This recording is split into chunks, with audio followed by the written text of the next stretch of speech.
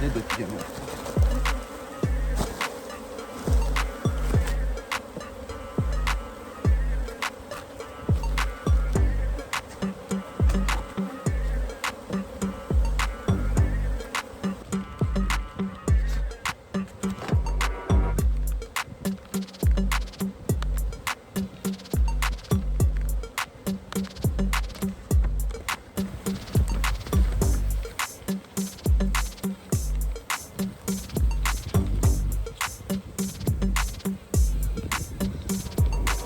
Arkadaşlar merhabalar. Hepinizi sevgi ve saygıyla selamlıyorum. Bugün varoya karşı yaptığımız mücadelelerden, uygulamalardan bir tanesi olan Formicast uygulamasını anlatmaya çalışacağım. Fakat öncesinde şöyle varo hakkında bazı bilgileri de size bir girizgah olarak vermek isterim. Şimdi arkadaşlar bildiğiniz üzere arılarımız mevsimine ve kendi gereksinimine bağlı olarak maksimum menzil olarak yaklaşık şöyle bir 5 kilometre menzile kadar uçuş yapabiliyorlar. Yani bunun hani bu mermideki etkili menzil gibi diyelim, etkili menzili yaklaşık 2-2,5 kilometre gibi bir yarı çaplı bir daireyi düşünün. O dairenin içerisinde etkili olarak hareket edebilirler arılar. Şimdi arkadaşlar bu bilgi aslında bize birçok yerde lazım. Yani mesela arıların nektar ve polen toplama ağırlık merkezinin bulunduğu noktaya göre arılığın konumlanacağı lokasyonu belirlememizde. Mesela arının su ihtiyacını karşılayacağı zaman su kaynaklarının bulunduğu noktaya olan arılığın mesafesinin belirlenmesinde. Mesela yol, sanayi tesisi veya radyoaktif arılarımız için zararlı tesislerin bulunduğu noktalara olan mesafelerinin gözetilmesinde gibi birçok konularla ilgili bu bilginin bize faydası olabilir. Ama bu konumuzla ilgili, varroa ile ilgili faydası şudur arkadaşlar. Arkadaşlar arılığınızın bulunduğu yere 2-3 kilometre yakınlıkta mesafede bir böyle 100-150 orta büyük çaplı bir başka arılık varsa bu sizin varroa mücadelenizi ciddi şekilde etkileyebilir. Siz ne kadar iyi varroa mücadelesi yaparsanız yapın. Eğer o yakınınızda bulunan arılık yeterli seviyede, sizin yaptığınız gibi yeterli seviyede varroa mücadelesi yapmamakta ise o zaman siz arılarınızla istediğiniz kadar varroa mücadelesi yapın. Arılarınız dışarı çıkıp gezinmeye devam ettiği müddetçe o arılıklardan gelebilecek varroaları tekrardan toplayıp kovanlarınıza getirme potansiyeli vardır arkadaşlar. Bu çok önemli bir husus.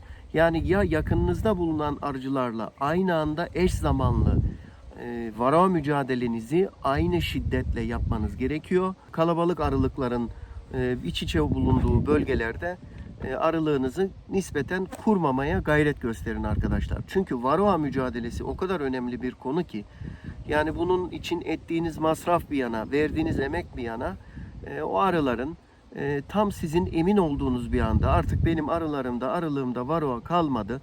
Yani tahammül edilebilir, kendisiyle mücadele edilebilir seviyede bir varroa kaldı dediğiniz bir anda başıboş bıraktığınız bir anda diğer arılardan varroayı kapıp tekrardan kendi arılığınıza bulaştırır. Ummadığınız bir anda arılarınızda bir hastalıkla karşı karşıya kalabilirsiniz arkadaşlar. Şimdi arkadaşlar peki bu tip bir durumla karşı karşıyaysanız yani iç içe birçok arılıkla yan yanaysanız işte bu durumda arkadaşlar varroa mücadelenizi sürekli kesintisiz olarak yapmanız lazım. Arkadaşlar bugün ise sonbahar kış döneminde Formicast uygulamasının kovanlarımızda gerekli olup olmadığının tespiti, gerekli ise bunun uygulamasının nasıl yapılması gerektiği hususuyla ilgili bir video çekmek istedim. Arkadaşlar aslında bu varroa mücadelesini bir savaş haline benzetebilirsiniz. Yani eğer sizi yok etmek isteyen bu düşmanınız size şöyle hani gizli bir ajan gibi veya vurkaç taktiği yapan terörist grup gibi davranıyorsa, küçük çaplı bir takım hareketleri varsa yani sayıca az iseler o zaman siz de onlara aynı şekilde böyle kısmi lokal tedbirlerle, ajan müdahaleleriyle yahut küçük ufak tefek eğitimli birliklerle müdahale eder gibi yani nedir o da yıl boyu yaptığımız gibi doğal yağlarla yani kovan altını açık bırakmayla, pudra şekeri uygulamalarıyla, organik yağlarla sürekli arılarımıza fısfıs yaparak veya üstten organik yağlı şeritler vermek suretiyle Bu gibi mekanik tedbirlerle ne yapıyoruz arkadaşlar? Arılarımıza ufak müdahaleler yaparak yıl boyu arılarımızın sırtından varoaların düşmesini temin ediyoruz. Ama varoa düşmanı tarafından gerçekleştirilen bu saldırı orta ölçekli böyle gruplar halinde daha yoğun bir şekilde kovanlarımıza intikal ediyor ise arkadaşlar o zaman ne yapacaksınız? Siz de ordularınızın adeta tanklarını, helikopterlerini, silahlı birliklerini ne yapacaksınız? Bu varoya karşı hücum ettireceksiniz arkadaşlar. İşte bu da bizim organik asitlerimiz oluyor arkadaşlar. Kış döneminde Kasım-Aralık aylarında uyguladığımız oksalit asit ile erken ilkbahar ve son yani geç sonbahar şu anki dönemlerde uyguladığımız formik asit uygulamaları arılara uyguladığımız ikinci etap daha kuvvetli bir teknik oluyor arkadaşlar. Formik asit gerçekten çok etkili bir uygulama metodu. Bunda %90-95 oranlarında varoya karşı başarı elde edebilirsiniz ve kış girişinde bu başarıyı elde ettiğiniz için de kıştan temiz çıkacak olan arılarımız arıların en fazla ölümünün gerçekleştirdiği, kovan sönmesinin gerçekleştiği dönem o erken ilkbahar dönemidir. Orada da çoğunlukla ya besleme yani açlıktan ölme kaynaklıdır ya da varoa kaynaklı hastalıklara tutulan arıların ölmesi ve kovanların sönmesi kaynaklıdır. İşte o dönemde varoa kaynaklı olan bu etkiyi ne yapmış olursunuz? Ortadan kaldırmış olursunuz arkadaşlar. Tabii eğer 3. etapta çok daha kuvvetli topyekün kovanlarını sarmış bir varoa varsa ona karşı ne yapıyorsunuz? En güçlü silahlarınızı, uzun menzilli füzelerinizle gerekirse nükleer bomba, atom bombası atıyorsunuz ki ona karşı galip gelebilmek için. İşte o da ne oluyor? Benim önceki videomda size belirttiğim amitraz, flumetrin gibi içerikli ilaçlar ve varoa mücadele teknikleri oluyor arkadaşlar. Bazı arkadaşlarımız videolarımızın altında yorum olarak serzenişte bulunmuşlar. Yani neden onları kötülüyorsunuz falan gibisinden ama arkadaşlar yani şimdi orada varoaya karşı kesin bir etki oluyor. Ama bunun sonucunda aynı atom bombası atılan bir yerde etkisinin kalması gibi peteklerde, balda, polende bunun etkisi kalıyor arkadaşlar. Dolayısıyla biz bu tür bir etkiye giremiyoruz. Şimdi arkadaşlar öncelikle yapılan bazı akademik çalışmalarda kovanlarımızda, arılığımızda formik asit uygulamasının gerekli olup olmadığının tespiti manasında bazı yöntemler, çalışmalar yapılmış arkadaşlar. Bunlardan bir tanesini ben size göstereceğim. Ama şunu da öncelikle söyleyeyim.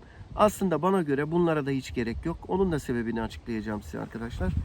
Şimdi arkadaşlar şöyle 1 litrelik bir plastik kutu olsun mesela. Bunun içerisine bir miktar pudra şekeri dolduruyoruz arkadaşlar. Kuru olacak. Bir parmak kalınlık kadar pudra şekerini dolduruyoruz arkadaşlar.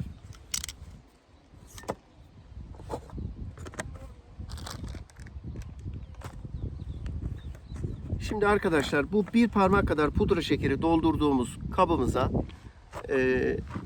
formik asit uygulamasının gerekli olup olmadığının tespit edileceği kovanımızdan ana arıyı bulup ayırdıktan sonra orta kuluçkalıkta o tam yavrulu olan peteğin üzerindeki arılardan şöyle bir avuç kadar arıyı yani yaklaşık şöyle 2-3 parmaktır o da saymışlar 200 taneye falan denk geliyor kadar arıyı bunun içerisine koyuyoruz. Şöyle bir isterseniz göstereyim size.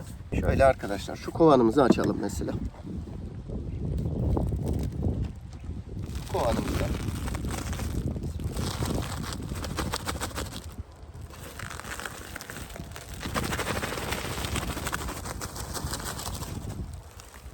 şu kovanımızda ana arımızı bir bulalım arkadaşlar. Evet arkadaşlar ana arımız burada. Bulduk. Ana arımızın olduğu peteği şöyle bir kenara alıyorum.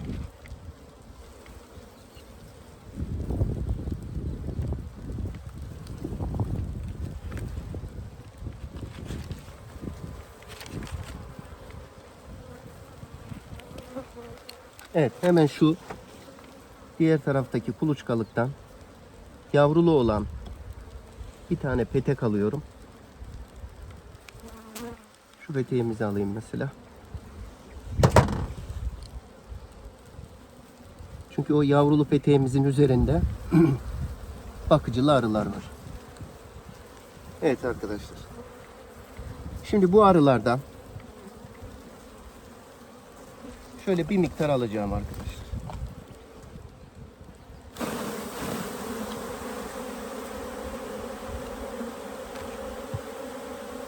Bu arılarımızı bir miktarını bu pudra şekeri olan kutumuzun içerisine şu şekilde dökeceğim arkadaşlar.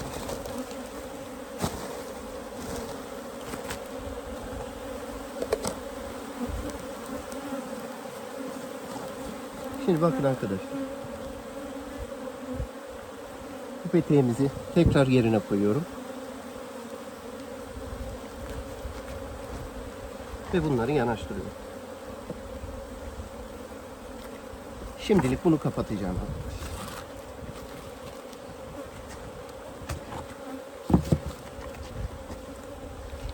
Arkadaşlar bakın şöyle 2 ya da 3 parmak kadar arımızı alıyoruz.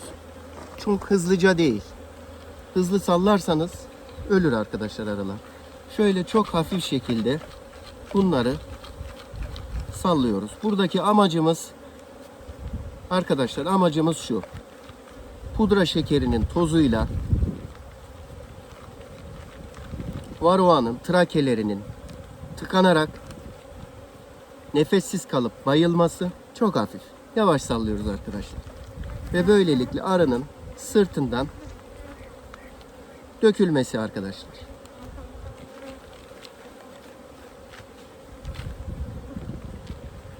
Yaklaşık 1,5 dakika kadar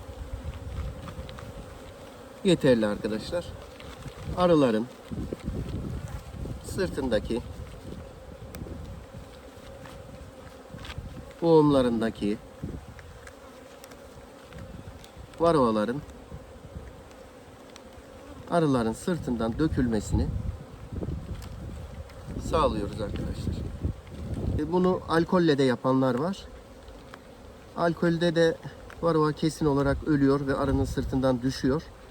Ama arı da ölüyor tabii arkadaşlar. Evet arkadaşlar, yeterli. Şimdi arılarımızın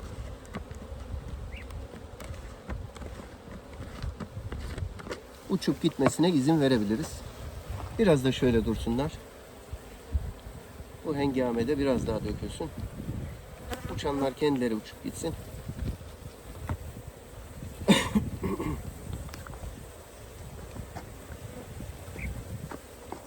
Şu şekilde arkadaşlar. Bakın arılarımız tamamen pudra şekerine bulanmış haldeler.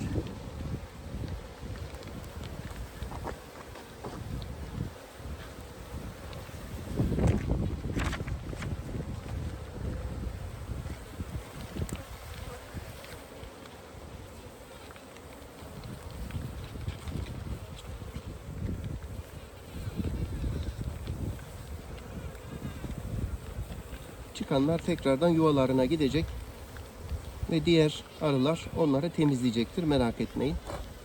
Şöyle görüyorsunuz. Vefat yok.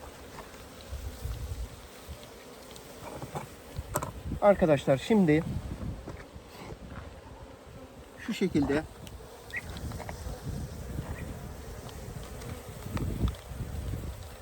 süt eleğimiz var ya, bildiğimiz süt eleğimiz. Bunun üzerine arılarımızı şu şekilde döküyoruz.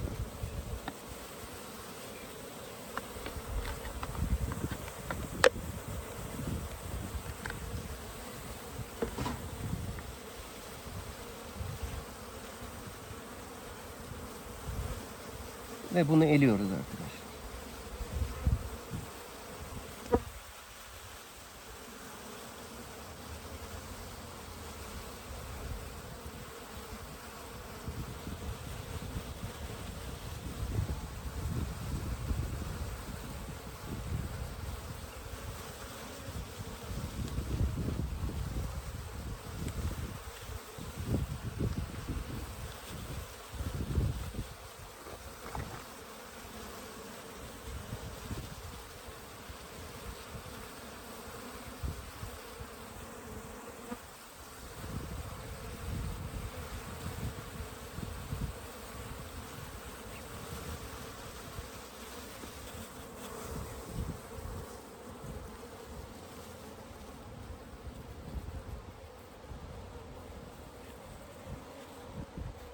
Bakın arkadaşlar, varoalar döküldü.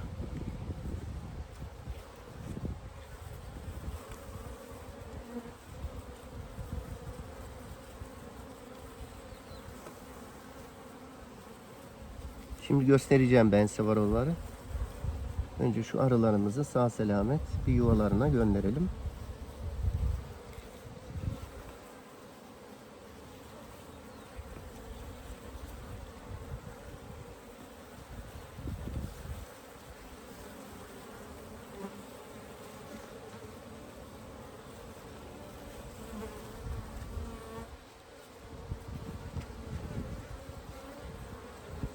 Şimdi bu arılarımız temizlendikten sonra yuvalarına geri gidecekler. Bize lazım olan, şimdi bu yaklaşık 200 arıdaki toplam varoa sayısı neymiş? Bize o lazım arkadaşlar.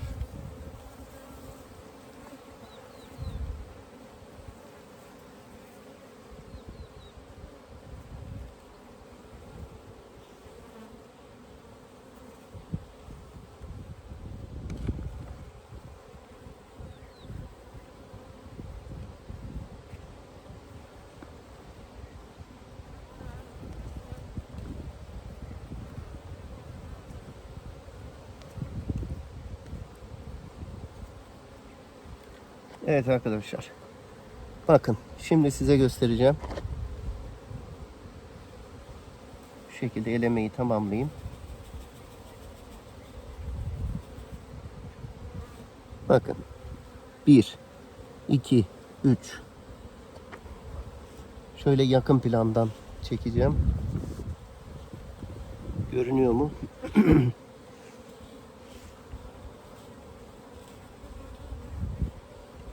Bakın arkadaşlar. 1, 2, 3, 4, 5, 6, 7, 8, 9, 10. Görebiliyor musunuz varoaları? Bakın. 1, 2, 3, 4, 5, 6, 7, 8, 9, 10. Arkadaşlar bu işlemde 10 adet, 200 adet arıda 10 adet varoa yakaladık. Şimdi bu şu anlama geliyor arkadaşlar. 100 adette 5 tane. Yani %5.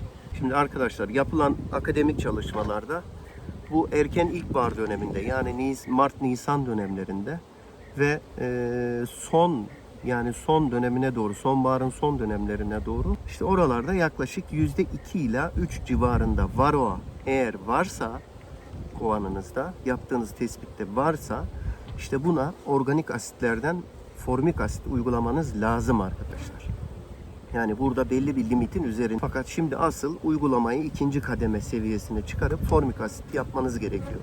Bu bal akımı sezonunda, yani bal sağımından hemen sonra akademik çalışmalarda bunun %8-10'lara kadar çıkabileceği verilmiyor. Yani %8, yani bu tür bir sayımda 200 tane arı ile yapılan sayımda 16 civarında 15-16 tane varoaya rastlıyor iseniz bal sağımından sonra, işte o noktada ikinci derece kuvvetli varoa uygulaması, varoa mücadelesi yapmanız gerekir arkadaşlar. Arkadaşlar bu uygulamayı siz yapamayabilirsiniz, yapmayabilirsiniz ya da yapıp tam bu sonucu alamayabilirsiniz. Bu durumda arkadaşlar formik asiti ilk gün uygulayıp 3 cc olarak uygulayıp kovanın altındaki tava var ya, o tavada da sayabilirsiniz. Ama o durumda kovanınızın içerisindeki arı nüfusunu tam olarak bilmediğiniz için sizi yanıltabilir o. Bu oran yanıltmaz arkadaşlar. Burada yaklaşık 200'e yakın arı koydum ben. Bu 200'e yakın arıdan yaklaşık 10 tane civarında varoa çıktı. Demek ki %5 civarında varoa var benim arımda. Bu kovanın için söylüyorum. Dolayısıyla bu formik asit uygulaması istiyor arkadaşlar. Bu arada arkadaşlar arılarımızın çoğu kendini temizledi ve kovanlarına geri döndü. Bakın şu şekilde birbirlerini ve kendilerini temizliyorlar. Şimdi bu işlem biraz daha sürecek. Hem kanat çırpıyorlar hem kendilerini silip temizliyorlar. Zaten bu faydalı, zararlı bir şey de değil. Şöyle varoalarımı size bir kez daha göstereyim arkadaşlar.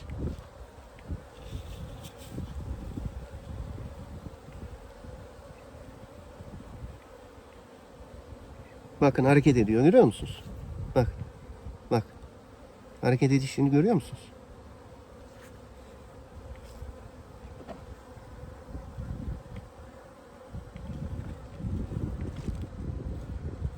O bir anlık baygınlıktan sonra tekrar kendine geldi.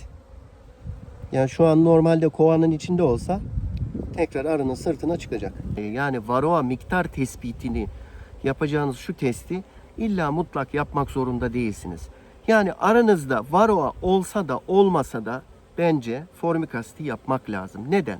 Bakın velev ki aranızda varroa az var. Bu testi yapmadınız da aranızda varroa az miktarda var. O zaman formik asit yaptığınızda belki bir miktar arınız telef olacak. Az bir miktar. Ama gönlünüz rahat edecek ki o arılarınızda artık varroa kalmadı. Yani varroa kaynaklı bir hastalığa tutulmayacaklar ve kış döneminde varroa kaynaklı bir ani hastalığa tutulup da ya kış döneminde yahut erken ilkbaharda kovanı topyekün söndürmeyeceksiniz. Dolayısıyla bu varroa konusundan emin olacaksınız.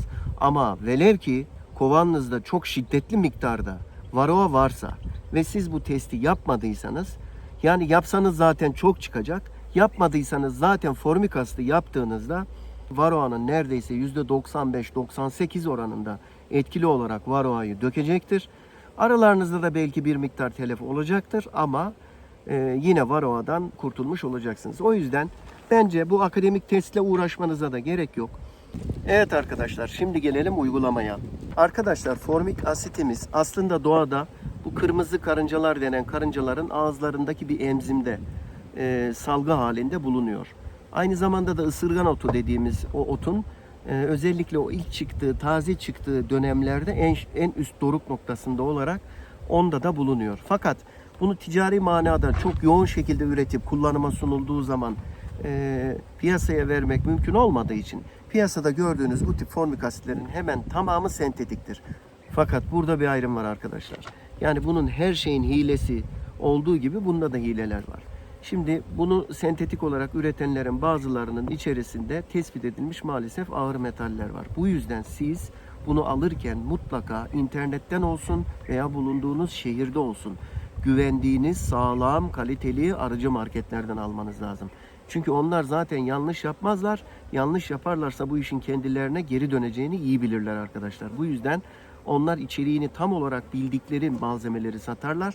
Mutlaka internette sağlam büyük firmalardan, arıcı marketlerden veya bulunduğunuz şehirlerde formik asitinizi temin edin. Arkadaşlar %85 içerikli formik asit alıyoruz. Isının yüksek olduğu şehirlerde uygulama esnasında ve sonrasında buharlaşma çabuk olacağı için arkadaşlar ne yapmışlar? Bu %85'lik olan formik asitimizi suyla seyrelterek onu %60'lara kadar düşüren arıcı kardeşlerimiz var. Ama Türkiye'nin kahir ekseriyeti, büyük bölgesi, İç Anadolu bölgesi karasal iklime tabi olduğu için seyreltmeden uygulamakta en azından standardının bozulmaması babında fayda görüyorum arkadaşlar. Şimdi arkadaşlar önceki videomuzda sizlere formik asit uygulamasının gündüz sıcaklıklarının 25 santigrat derecenin altına düştüğü zamanlarda artık uygulamaya başlanabileceği hususunu belirtmiş idim. Bu sıcaklık kovanın tabii ki dışındaki sıcaklıktır.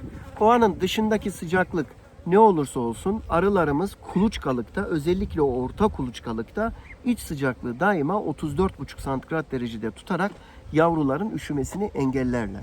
Yani tabii ki kış daha soğuğa gittikçe daima dışarı soğuklarının şöyle bir 6 ila 8 derece kadar üstünde bir ısıda tutmaya güçleri yeter. Bu da arının yoğunluğuna bağlı olarak söylüyorum bunu. Yani arınız çok güçlü, yoğun bir arıysa ısıyı 34,5 santigrat derecede belli bir zamana kadar tutmayı başarırlar. Ki ta ki o 34,5 santigrat derecede artık tutamadıkları gün, ana arıda bunu hissettiği, gördüğü gün artık ana arı ne yapar? Biyolojik olarak yavruyu keser. Çünkü oluşacak yavrular, kapanacak yavrular arılar tarafından o ısıda muhafaza edilemeyecekleri için arılar yavru çürüğü gibi bir takım hastalıklara tutulacaklardır. Dolayısıyla ana arı bunu biyolojik olarak fark edeceği için yavruyu keser. Bu da yaklaşık Ekim ayının ortası civarlarında arkadaşlar. Şimdi arkadaşlar size gösterecek olayım. Şöyle ben markalarını bilerek kestim. %85'lik formik asitimiz var. Arkadaşlar formik asit uygulamasında aslında mutlaka o askeriyede kullanılan gaz maskeleri var ya, hem burnu hem gözleri ağzı kapatan türde olan. Onlardan bulundurulması lazım. Onlarla yapılması lazım ve rüzgarsız havada yapılması lazım. Eğer illaki de rüzgarlı havaya denk geldiyseniz Ola ki buharlaşırsa o buharlaşan formik asitini yüzünüze doğru değil de arkanızdan eserek ileriye doğru, sizden dışarıya doğru gidecek şekilde bir cephe almanız lazım. Yani siz farkında olmadan buharlaşan formik asitin rüzgarla yüzünüze, gözünüze, burnunuza ne yapmaması lazım? Gelmemesi lazım arkadaşlar. Şimdi o askeri gaz maskelerden bulamadıysanız şöyle gözleri bütünüyle kapatan hırdavatçılarda var arkadaşlar. Şöyle göz maskeleri var. Bunlar ucuz arkadaşlar. Böyle güvenliği biraz daha üst mertebede olan ağız burun maskeleri var arkadaşlar. Bu maskelerden edinmenizi tavsiye ederim. Ellerinize şöyle eldiven, iç eldivenleri koyduktan sonra bir de arkadaşlar şu şekilde ikinci kademe kalın asit değmemesi için eldivenler bulundurmanızı tavsiye ederim. Bunlar güvenlik tedbirleri için arkadaşlar. Çünkü formik asit gerçekten çok etkili bir asittir. Eğer çıplak teninize değerse orayı bir müddet sonra kaldırır ve geri dönülemez tahrişe sebebiyet verebilir. Keza aynı şekilde gözlerinize sıçrarsa gözünüzde kalıcı etkilere sebebiyet verebilir. O yüzden bu güvenlik tedbirlerine dikkat edeceğiz arkadaşlar. Arkadaşlar, şimdi formik asit uygulamasında kullandığımız aparatlar var. Bakın, kimileri kovanın altından, tabandan veriyorlar arkadaşlar. Singere veya bir takım peçetelere emdirerek aşağıdan yukarıya buharlaştırmaya çalışıyorlar. O buharlaştırma tekniğinde arkadaşlar normalde formik asit havadan ağır olduğu için yukarıdan aşağı doğru buharlaşır. Fakat aşağıda da buharlaşırsa bulunduğu yere dağılır tabana, arılar hepten perişan olur arkadaşlar. Bir de hızlı buharlaşma olur. O hızlı buharlaşma neticesinde arılar kovanı terk etmeye çalışırlar ama siz aşağıda buharlaştırma yaptığınız için arıları iyice sıkıntıya sokarsınız. Bu yüzden şu şekilde yine arıcı marketlerde bakın şöyle iki gözlü şöyle plastik aparatlar geliştirilmiş. Bunlardan 2 tane koyuyoruz arkadaşlar kovanın içerisine. Kovanlarımız şöyle bir miktar öne doğru eğik durduğu için arka tarafına doğru koyuyoruz. Birini sağa, birini sola koyuyoruz arkadaşlar. Yani buharlaşınca arkadan öne doğru buharlaşma giderek ön taraftan veya kovanın ön alt kısmından dışarıya çıkıp gitsin diye. Bunları hafif arkaya doğru koyuyoruz. Ve 4 uygulama yapıyoruz arkadaşlar. Çünkü en uzun kapalı kalan arılarımız biliyorsunuz işçi arılarımız olduğu için, dişi arılarımız olduğu için bu arılarda da yaklaşık 12 gün bir kapalılık süresi bulunduğu için sizin tam ilk uygulamayı yaptığınız günde kapananlar 12 gün sonra çıkacağı için o çıkanlara da etki etmesi babında 13 gün uyguluyoruz arkadaşlar. Yani bugün uyguladıktan sonra bundan 4 gün sonra yani 5. gün uyguluyoruz. Bundan 4 gün sonra da yani 9. gün uyguluyoruz. Ve ondan da 4 gün sonra da yani 13. gün uyguluyoruz bir daha. Bugünü 1 sayarsak 13. gün bir daha uyguluyoruz. Ve 1. ve 13. günde uyguladıklarımız 5 cc olarak uyguluyoruz. Bunun yanında 5. ve 9. günde uyguladıklarımızda 10 cc uyguluyoruz. Nerede arkadaşlar? 10 çıtalı kovanlarımızda arkadaşlar. Yani petek sayısı 10 çıta olan kovanlarımızda aşağı yukarı 10 cc uyguluyoruz. Yani 15 cc, 20 cc uygulayanlar da var ama bizim formik asitimiz etkili olduğu için 10 cc'de bu işi bırakıyoruz arkadaşlar. Şimdi arkadaşlar eğer 6 çıtalı bir kovanınız varsa o zaman petek başına 1 cc'dir. 6 cc uygularsınız arkadaşlar. Haydi şimdi örnek olarak şu kovanımızda uygulamamızı size bir gösterelim. Bismillah diyelim. Evet arkadaşlar, kendisi söylüyor, kendisi yapmıyor demeyesiniz diye ben size göstermek istedim. Şu şekilde ben güvenlik tedbirlerimi aldım arkadaşlar. Hem birinci derecede maskemi hem de tam böyle sarma çepeçevre olan gözlüğümü taktım arkadaşlar. Şimdi arkadaşlar şu kovanımızda işlemi yapacağız. Eldivenlerimi de takıyorum arkadaşlar. Eldivenlerinizin mutlaka altta bir eldiven daha olsun.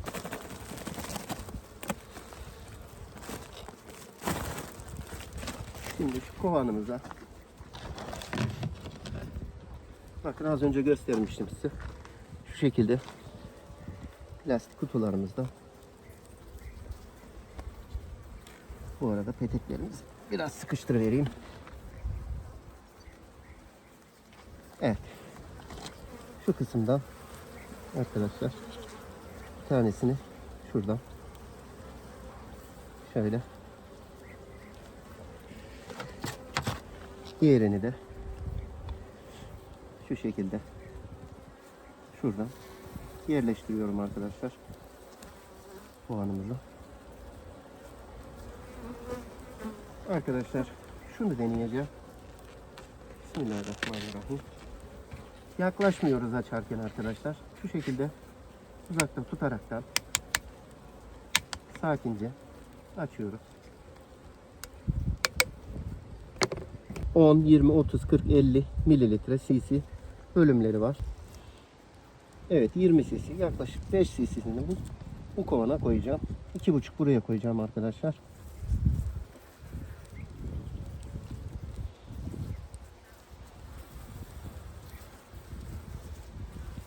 İki buçuk buraya koyacağım arkadaşlar.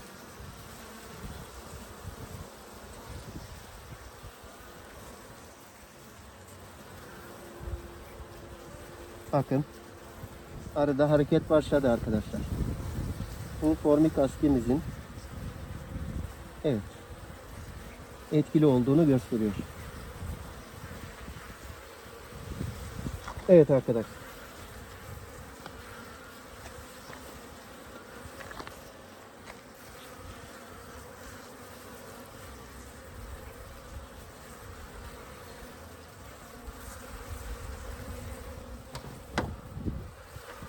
Arkadaşlar arada homurdanma başladı, gördünüz. Hemen bunun üzerini kapatıyorum. Bekletmiyorum.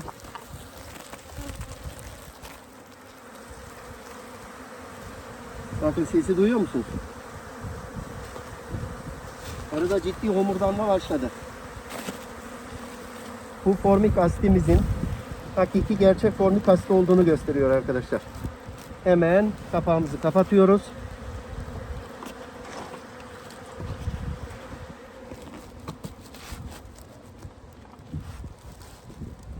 Şu şekilde alt çekmecemizi, kovanımızın şu alt çekmecesini şöyle bir 2 santim kadar, fazla değil, 2 santim kadar açıyoruz arkadaşlar. Ön tarafın altının açılmasını ve o buharlaşmanın oradan gitmesini temin etmek maksadıyla orayı açıyoruz 2 santim kadar arkadaşlar. Şöyle yeterli. Keza bir müddetliğine dışarı çıkmaya çalışanlar olabilecek. Şu ön tarafı da açıyoruz arkadaşlar. Şöyle bir miktar açıyoruz. Evet.